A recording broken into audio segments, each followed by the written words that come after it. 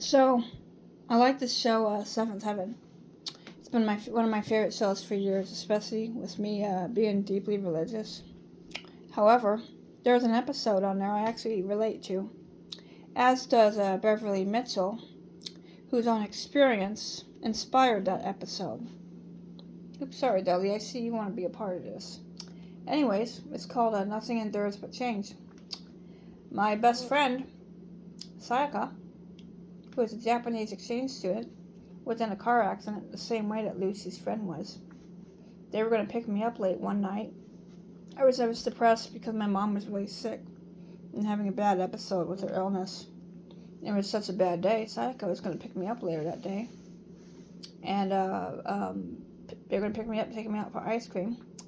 And we were going to come back early in the morning. Well, I didn't have her phone number. I had somebody else's phone number. Nobody called me. Got a hold of me. Next morning on April 23rd, found out she died that night on April 22nd. And my life was forever changed because Sayaka and I actually had plans for the future. Because she was going to save up and move to the U.S. and we were going to do stuff together. We were going to do art full time. So, that changed. 20 years later, I was finally able to write about it on my website.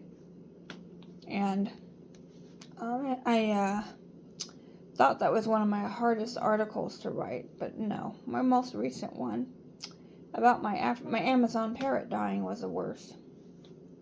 But Sayaka was the one true friend I had that got me. She taught me how to use drawing to help me focus in school.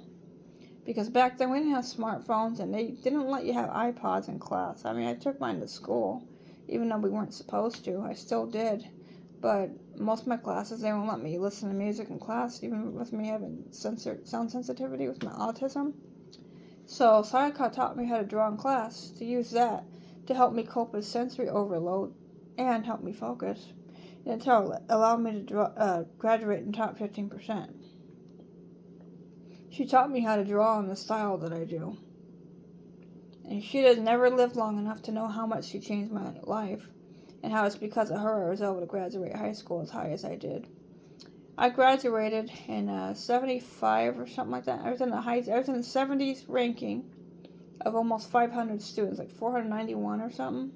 It was like top 15%. I didn't know that till a former teacher told me when I told them that. So it's like, I was a kid that people thought was stupider than a rock. And they didn't know. I ended up smarter than the majority of them and extremely talented, though my talents weren't really developed in a classroom setting, because not every kid learns their best in traditional academic setting, which I think this education system seriously needs reform. Thanks for watching. For more inspirational content, subscribe to me.